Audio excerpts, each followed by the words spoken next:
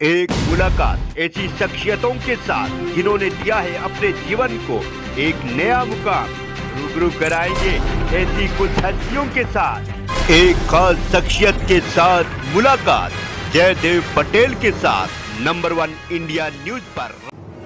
नमस्कार व्यूअर्स, मैं जयदेव पटेल और आप देख रहे हैं नंबर 1 इंडिया न्यूज। आपका एक बार फिर स्वागत है एक खास शख्सियत के साथ मुलाकात प्रोग्राम में। आज हमारे साथ खास मेहमान है बहु विवाह के मामले में सुप्रीम कोर्ट में याचिका दायर करने वाले याचिकाकर्ता के वकील विष्णु जैन। विष्णु जैन, आपका बहुत बहुत स्वागत आज के हमारे प्रोग्राम में। जी नमस्कार, धन्यवाद। विष्णु जैन, आपसे मेरा पहला सवाल है कि जब भी मुस्लिम समाज में कुप्रथाओं की बात आती है, उसमें चर्चा होती है बहु विवाह की। जब भी देश में जनसंख्या की समस्या की बात होती है तो कहा जाता है इसके लिए मुस्लिम समाज जिम्मेदार है। जब भी पॉपुलेशन कंट्रोल की बात होती है तो बात सामने आती है कि पाबंदी लगे। तो सुप्रीम कोर्ट में आपने जो याचिका लगाई है उसमें लीगल पॉइंट क्या क्या है और आधार क्या है? देखिए, हमारा मेन आधार ये है कि जो आईपीसी की धारा है सेक्शन 494 उसको हमने चुनौती दी है। सेक्शन 494 एग्जेम्पशन देता है मुस्लिम समाज के लोगों को कि अगर वो एक से ज्यादा शादी करते हैं तो वो उनके लिए गुनाह नहीं। ये जो एग्जेम्पशन दिया गया है मुस्लिम समाज के लोगों को, इसको हमने चुनौती दी है। हमने कहा है कि चाहे वो जैन समाज का व्यक्ति हो, चाहे सिख हो, चाहे बुद्धिस्ट हो, चाहे पारसी हो, चाहे ईसाई हो, चाहे हिंदू, हर समाज ने पॉलीगैमी बहुविवाह की प्रथा को अबॉलिश किया है और यूनाइटेड नेशंस के जो चार्टर थे उसको अडॉप्ट करके इस समाज के लोगों ने इस चीज को अबॉलिश किया। तो मुस्लिम समाज के लोगों में अगर ये आज प्रथा है तो वो प्रथा सेक्शन 494 का वायलेशन है। उसका जो एग्जेम्पशन दिया गया उस एग्जेम्पशन को चुनौती दी गई है। साथ ही साथ शरीयत एक्ट 1937 के सेक्शन 2 को चुनौती दी गई है। और हमारा कहना यह है कि अगर कोई आदमी आज इस देश में पॉपुलेशन कंट्रोल लाना चाहता है, कोई व्यक्ति इस देश में यूनिफॉर्म क्रिमिनल कोड लाना चाहता है, तो उसका बेसिस, उसका मेरुदंड, उसका मेन मूल जो है वो सेक्शन 494 में छुपा हुआ है।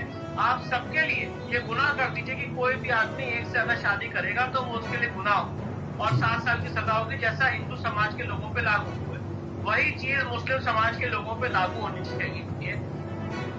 क्योंकि क्रिमिनल लॉ का बेसिक सिद्धांत है कि क्रिमिनल लॉ सबके लिए, क्रिमिनल लॉ किसी के लिए डिफरेंट नहीं हो। इसीलिए ये आज इस इंटेंशन से पिटीशन दायर की थी। हमारी याचिकाकर्ता का नाम है पारुल खेड़ा, जो एक महिला है और महिला के राइट्स के लिए, विमेन राइट्स के लिए उनका एक एनजीओ है सोशली फेयर। उन्होंने याचिका दायर की थी। माननीय सुप्रीम कोर्ट की 5 जजेस की खंडपीठ ने केंद्र सरकार को नोटिस जारी किया है। अब केंद्र सरकार आके सुप्रीम कोर्ट के सामने अपना स्टैंड रखेगा कि इसमें उनका क्या कहना है और इस मामले की अगली सुनवाई दशहरा की छुट्टियों के बाद, दशहरा हॉल में। विष्णु जैन, बहु विवाह मामलों को लेकर सुप्रीम कोर्ट ने नोटिस जारी करते हुए केंद्र और एनआरसी से जवाब तो मांग लिया, लेकिन आखिर जवाब के मायने क्या हैं जो जवाब मांगा इस नोटिस के? देखिए, मायने बहुत ज्यादा है। अगर आज केंद्र सरकार सुप्रीम कोर्ट के सामने कहता है कि हम सेक्शन 494 को पार्लियामेंट के आगामी सत्र में खुद ही स्ट्राइक डाउन करने वाले, या जो हमने चैलेंज किया है, कभी कभी केंद्र सरकार कह सकती है कि हाँ इन्होंने जो चैलेंज किया है सही है, लीगल पॉइंट इनका सही है, हम इसको खुद ही खत्म करना चाहते हैं। या केंद्र सरकार अगर इसका विरोध करती है तो सुप्रीम कोर्ट के सामने हम इसका प्रत्युत्तर देंगे और सुप्रीम कोर्ट से दरख्वास्त करेंगे कि सुप्रीम कोर्ट इस प्रोविजन को अनकॉन्स्टिट्यूशनल डिक्लेयर करे। तो केंद्र सरकार का जवाब तो बहुत इंपॉर्टेंट है, क्योंकि ये सेंट्रल एक्ट है। लिस्ट 3 के तहत कॉन्स्टिट्यूशन की शेड्यूल 7 लिस्ट 3 के तहत ये लॉ बना हुआ है, इसलिए केंद्र सरकार का जवाब आने के बाद इस मामले का आगे निस्तारण किया। जी विष्णु जैन, आपने कहा कि क्रिमिनल लॉ सबके लिए समान होता है। मैं इसको दर्शकों के लिए थोड़ा और आसान कर देता हूँ कि किसी भी समाज का अगर कोई व्यक्ति हत्यारा है तो जो सजा एक समाज के व्यक्ति को मिलेगी वही सजा दूसरे समाज के व्यक्ति को भी मिलेगी, मतलब कि सबको जैसी सजा होगी। लेकिन यहाँ पर आईपीसी के 494 में बहु विवाह यानी कोई व्यक्ति एक से अधिक शादी करता है, सजा का प्रावधान क्या है? 7 साल की सजा का प्रावधान है। जैसे कि मैंने बताया कि अगर कोई आदमी एक से अधिक शादी करता है उसकी वाइफ या उसके हस्बैंड स्पाउस लिविंग के टाइम पे, तो उसके लिए 7 साल की सजा का प्रोविजन। पर ये सजा का प्रोविजन मुस्लिम समाज के लोगों पे लागू नहीं होता है। ये जो एग्जेम्पशन दिया गया इसी को हमने सुप्रीम कोर्ट में चुनौती दी है आर्टिकल 32 की पिटीशन के माध्यम से, जिसपे माननीय सुप्रीम कोर्ट ने नोटिस है। विष्णु जैन, इसमें आप लोगों को दिक्कत कहाँ पे आ रही है कि हम एक शादी कर सकते हैं या एक से अधिक नहीं कर सकते और वो लोग 2-3 शादी कर रहे हैं और हम क्यों करें? नहीं, इसमें क्या दिक्कत है? हमें तो एक से नहीं, हमें कोई दिक्कत नहीं है। हमें तो एक ही शादी करनी है। हम लोग भगवान राम को मानने वाले व्यक्ति हैं जो एक शादी में काफी सेटिस्फाइड है, खुश है। प्रॉब्लम अगर आप इस चीज के मुद्दे का डीप अध्ययन करेंगे तो आपको पता चलेगा कि पॉलीगैमी का जो मुद्दा है, पॉलीगैमी का जो मुद्दा है, इस पे यूनाइटेड नेशंस ने काफी काम किया और ये हमने अपनी पेटिशन में यूनाइटेड नेशंस के वो सारे चार्टर्स लगाए हैं जिसमें डिसीजन लिया गया था कि पॉलीगैमी के सिस्टम को बंद करना चाहिए। जैसा कि आप पहले जानते होंगे कि हिंदू समाज के लोगों में भी काफी पॉलीगैमी का सिस्टम रहा है, पर पॉलीगैमी के सिस्टम को आते आते आज के मॉडर्न एरा में उस सिस्टम को हमने बंद किया और जो जवाहरलाल नेहरू साहब बड़े एजाइल और बड़े वाइब्रेंट लीडर थे, उन्होंने हिंदू मैरिज एक्ट 1955 जब पारित किया तो पॉलीगैमी के सिस्टम को उसमें उन्होंने अबॉलिश किया। पर हमारे लिए तो वो सिस्टम अबॉलिश किया गया, मुस्लिम समाज के लोगों के लिए वो सिस्टम अबॉलिश नहीं किया गया। अब मैं आज ये पूछना चाहता हूँ कि अगर कोई भी सरकार या कोई भी सभ्य समाज का व्यक्ति पॉपुलेशन कंट्रोल बिल लाना चाहता है या पॉपुलेशन कंट्रोल की तरफ हम बढ़ना चाहते हैं जो आज सबका कंसर्न है, तो वो आप कैसे करेंगे जब तक आप नंबर ऑफ मैरिजेस नहीं कम करते। नंबर ऑफ मैरिजेस कम जब तक आप सबके लिए एक समान नहीं करेंगे तब तक आप पॉपुलेशन कंट्रोल ला ही नहीं सकते। क्योंकि मैं लेट मी टेल यू, अगर आप मोहम्मदन लॉ पढ़ेंगे, मुल्ला साहब का जो मोहम्मदन लॉ है, काफी रिनाउंड मोहम्मदन लॉ है, उसका पैरा 256 में क्या लिखा है कि आज अगर आप 5th मैरिज भी करते हैं मुस्लिम समाज का व्यक्ति, 4 शादी तो आपकी नॉर्मल है, वैलिड है, 5वीं शादी वॉइड नहीं है, इरेगुलर है। तो आप शादी जितनी करेंगे, हर वाइफ कहेगी कि मुझे बच्चे का अधिकार है अपने हस्बैंड से, मेरा राइट टू लाइफ है, उसको आप नहीं छीन सकते। तो पॉपुलेशन कंट्रोल आएगा कैसे जब तक हर आदमी को एक शादी की इजाजत नहीं मिलेगी। तो यहाँ पे मुद्दा जलन का नहीं है, यहाँ पे मुद्दा संवैधानिक मुद्दा है, यहाँ पे मुद्दा देश की आंतरिक सुरक्षा, देश की प्रगति, देश की प्रोग्रेसिवनेस, देश का डेवलपमेंट, उससे कंसर्निंग मुद्दा है। जेंडर जस्टिस का मुद्दा है।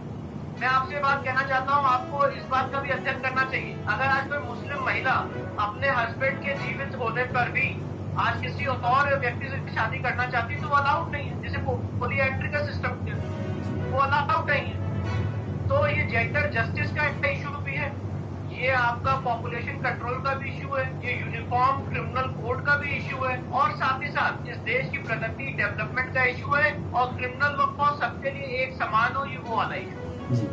कृष्ण जैन, जैसे ही इस मामले का विस्तार से सुनवाई शुरू होगी तो मैं जो समझ पा रहा हूँ कि ये कहा जाएगा कि ये हमारे पर्सनल लॉ में इंटरफेरेंस है और ऐसा नहीं होना चाहिए।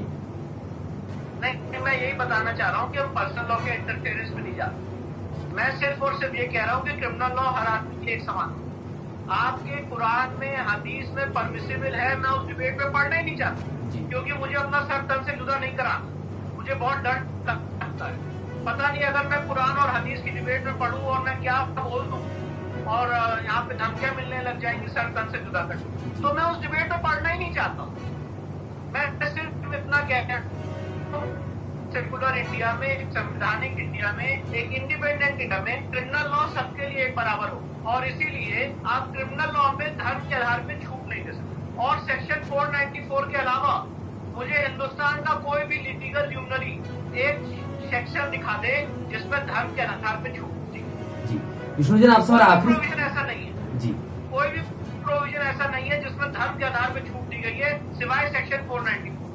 इसीलिए इसी सुप्रीम कोर्ट ने सेक्शन 497 आईपीसी को अनकॉन्स्टिट्यूशनल डिक्लेयर किया था जोसेफ शाइन के केस में। तो वहीं पे यहाँ पे जो जेंडर जस्टिस का मुद्दा था, तो वही मुद्दा यहाँ पे है और इसलिए हम कुरानिक लॉ को इंटरप्रेट करने के लिए नहीं बने हुए हैं, हम यहाँ पे पर्सनल लॉ को इंटरप्रेट करने के लिए नहीं बने हैं। हमारा सिंपल सा मुद्दा है कि सेक्शन 494 आईपीसी अनकॉन्स्टिट्यूशनल है क्योंकि क्रिमिनल लॉ सबके लिए एक समान है। विष्णु जी, आपसे हमारा आखिरी सवाल है कि एसेंशियल प्रैक्टिस अगर वो इस्लाम का है तो फिर तो अदालत इसे दखल देगी क्यों? मैंने यही बात तो बताई, मैं एसेंशियल प्रैक्टिस के आर्गुमेंट में पढ़ ही नहीं रहा हूँ। एसेंशियल प्रैक्टिस के आर्गुमेंट में I am not going into that argument. मैं सिर्फ और सिर्फ ये कह रहा हूँ कि आप प्रैक्टिस है तो आप आईपीसी का प्रोविजन उनके लिए एग्जेप्शन नहीं कर सकते। आप इस बात की अहमियत को समझिए। आपकी जो एसेंशियल प्रैक्टिस है वो ठीक है, वो रहेगी, हम उसमें नहीं इंटरफेयर करें, पर जब पीनल लॉ बनेगा और आईपीसी की प्रोविजन बनेंगे तो वो आपके लिए ऑफेंस होगा। फॉर एग्जाम्पल, अगर मैं अपनी बात को उदाहरण के तौर पर समझाना चाहूँ, आज शरिया में लिखा हुआ है कि अगर कोई चोरी करेगा तो उसके हाथ काटे, तो फिर क्या वो चीज आईपीसी लागू कर देगी? शरिया के हिसाब से देश चलेगा। तो ये होता है कि आपका पर्सनल लॉ कुछ भी कहे, मैं उसमें इंटरफेयर नहीं कर रहा हूँ। जब एक सेकुलर इंडिया में एक संवैधानिक इंडिया में एक आईपीसी का आप अध्ययन करेंगे तो आईपीसी किसी के पर्सनल लॉ के हिसाब से नहीं गवर्न होता। आईपीसी एक ऐसा कोड है जो अपने हिसाब से यूनिफॉर्मिटी लाएगा। आपके शरिया के हिसाब से जो सजा दी गई है, आपके शरिया के हिसाब से जो परमिसिबल है वो लागू नहीं हो सकता। चाहे वो चोरी की सजा हो, चाहे रेप की सजा हो, चाहे मर्डर की सजा हो, शरिया तो उसके लिए अलग अलग सजा परमिसिबल है, तो क्या वो सजा लागू कर देनी चाहिए? तो इसीलिए हमारा कहना यह है कि क्रिमिनल लॉ सबके लिए एक समान होता है, और जो ऑफेंस आपका होगा, भले ही आपके धर्म में लिखा होगा कि हाँ आप 4 शादियां कर सकते हैं, 5 शादी कर सकते हैं, ना उस डिबेट में पढ़ना ही नहीं चाहता। मैं सिर्फ इतना कहना चाहता हूँ कि क्रिमिनल लॉ सबके लिए एक समान होगा।